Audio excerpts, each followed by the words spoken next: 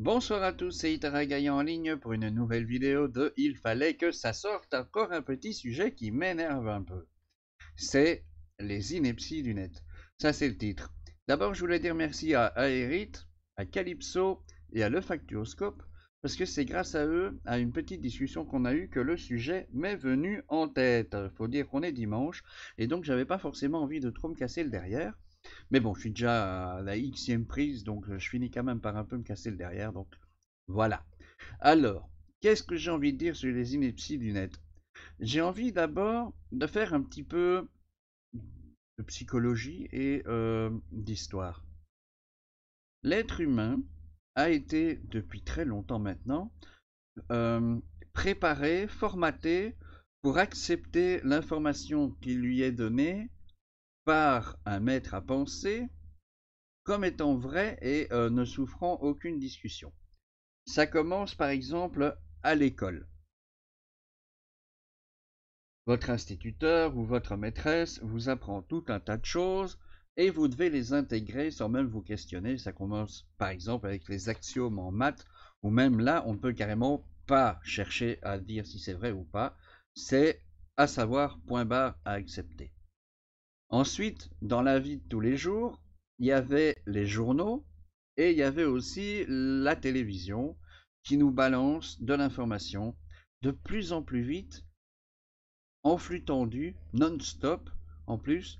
Donc on est vraiment inondé par l'information. Mais jusque-là, c'était des professionnels. Donc encore une fois, on devait pour bien faire accepter l'information. Ok. Sauf que maintenant, il y a un nouvel acteur. Enfin maintenant, ça fait quand même quelques années maintenant. Ce sont les réseaux sociaux. Et les réseaux sociaux, c'est tout sauf dirigé par des professionnels. On donne la parole à tout le monde, à des grandes lumières comme au dernier des abrutis également. Et donc, j'avais envie de dire attention, parce que l'information n'est plus tout à fait à prendre au pied de la lettre, mais j'ai envie de dire que ça peut être une bonne chose quand même, parce que ça permet à l'être humain de remettre au centre de la pensée l'esprit critique, la recherche et l'attention. Pour ça, je rejoins notamment Émeric Cameron dans son dernier livre, où il parle d'une future espèce humaine.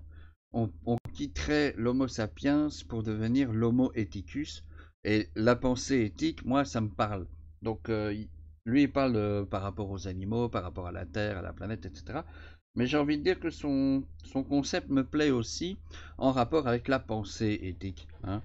Réfléchir, calculer, chercher. Bref, revenons au sujet, les inepties du net. Ça fait quelques années maintenant que je suis sur Facebook et d'autres réseaux sociaux. J'anime des pages, je participe à pas mal de débats et aux forums, etc. Et j'ai pu remarquer, mais alors, des choses qui m'énervent à tel point que tôt ou tard, il fallait que ça sorte. C'est comme le titre, hein, il fallait que ça sorte pendant la vidéo. Il y a deux choses qui me choquent. D'abord, c'est les gens qui lisent un titre, qui s'arrêtent là et qui commentent. Alors que le titre sur Internet, c'est fait exprès pour générer un clic. D'abord, il y a même un nom pour ça maintenant, c'est pas très poli, mais bon, c'est le putaclic. Hein. C'est le titre qui attire le regard, qui vous fait réagir et instinctivement vous dit ah, c'est quoi ça? Clic. Et c'est comme ça qu'ils sont rémunérés parce qu'il y a des pubs, il y a des machins, des bazars, etc. Bref, c'est plus l'information qui leur est importante, c'est votre action de clic qui les intéresse. Et donc, ils sont prêts à dire tout et n'importe quoi.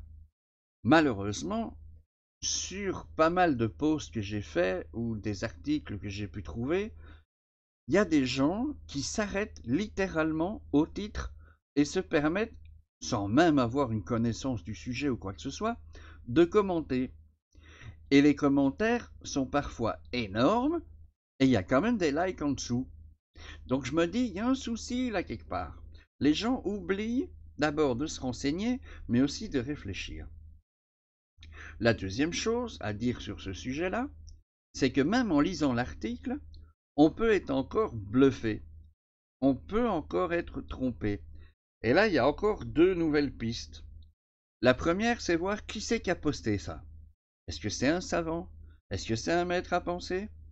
Est-ce que c'est quelqu'un qui a intérêt à vous faire croire quelque chose de complètement bidon? Ou est-ce que c'est carrément satirique? Je vais prendre l'exemple d'un site belge qui a franchi toutes les frontières, qui est connu dans absolument tout le monde, ad minima francophone, c'est Nordpresse, nordpresse.be. C'est un journal satirique. Donc on sait à la base, dès qu'on va sur le site, qu'on va se foutre de notre gueule juste pour bien rigoler ensemble. Vous seriez étonné du nombre de gens qui réagissent hyper violemment en pensant que c'est sérieux, et donc qui se disent on me prend pour un con, c'est faux, c'est pas possible. Il y a pire, il y a des gens qui réagissent furieusement parce qu'ils disent que c'est scandaleux, que ça ne devrait jamais arriver. Pourquoi? Parce qu'ils ont gobé l'article. Ils l'ont cru. Et le pire des pires, comme je vous disais tantôt, le flux d'informations est tellement constant, à flux tendu, non-stop, et avec une masse d'informations importante, que les professionnels de l'information se sentent totalement dans l'urgence, et pour éviter de perdre des parts de marché parce que tel ou tel autre concurrent ont publié un article, il faut qu'ils le publient aussi. Et dans cette optique-là, parfois, quand ils voient un article qui n'est nulle part ailleurs encore, ils se disent « Yes, c'est un genre de petit scoop, on va vite le publier avant que les autres s'en emparent. » Et malheureusement, ils ne l'ont pas lu. Et à l'époque, donc il y a déjà quelques années, ils ne connaissaient pas Nordpresse et ils n'ont pas été voir jusqu'en bas pour voir le petit panneau qui est marqué en bas « Attention, ceci est une presse satirique ». Et donc ils ont relayé l'information comme si elle était vraie. Et là encore, forcément, puisque ça a été repris par des grands médias un peu connus, les gens ont commencé à croire que c'était vrai, et c'est parti en sucette. Il faut arrêter de croire que parce que c'est écrit sur Internet, c'est forcément vrai. Non. Réveillez votre sens critique et prenez un petit peu de votre temps si précieux pour lire l'article et décoder l'article. Lire la source et décoder la source. Et puis surtout, pourquoi pas, de temps en temps c'est important, d'aller croiser l'information avec d'autres médias. Ça peut être important, parce que si on ne croise pas, si on ne cherche pas à savoir, eh bien on peut se faire avoir par des trucs ubuesques, des trucs complètement débiles. Par exemple, juste un exemple comme ça, depuis des siècles, voire des millénaires, il y a eu des savants sur la planète pour bien démontrer, calcul scientifique à l'appui, qu'on est sur un globe. Et pourtant, merci Internet, eh bien, il y a toute une nouvelle sphère qui pense que la Terre est plate. Les platistes.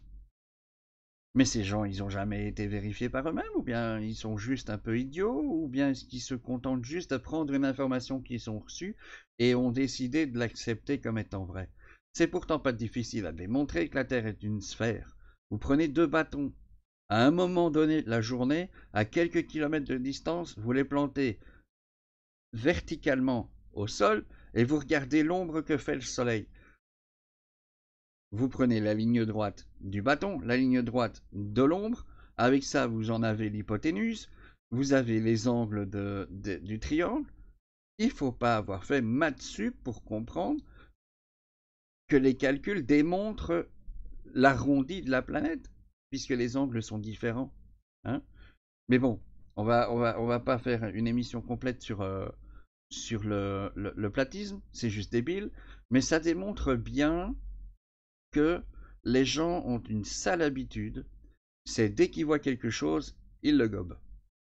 Il suffit que ça a l'air un peu bien écrit ou que le titre est plus ou moins bien fait et vous tombez dans le panneau. Voilà. Donc prenez du temps à réfléchir et à chercher vos informations. Je voudrais qu'on en parle ce mercredi dans le grand live sur Twitch. Donc vous n'hésitez pas, si vous avez été déjà pigeonné par ce genre d'article, si mieux vous avez propagé ce genre d'article, plus rigolo si vous en avez créé vous-même pour voir ce que ça donne, si vous en avez débunké, etc. etc. N'hésitez pas à les mettre en commentaire, comme ça vous préparez votre matière pour mercredi, et comme ça on pourra en parler ensemble. Je vous souhaite d'ici là un très bon dimanche. Je vous dis rendez-vous mercredi et aussi demain pour le prochain épisode de Fallait que ça sorte. Bonne soirée à tous.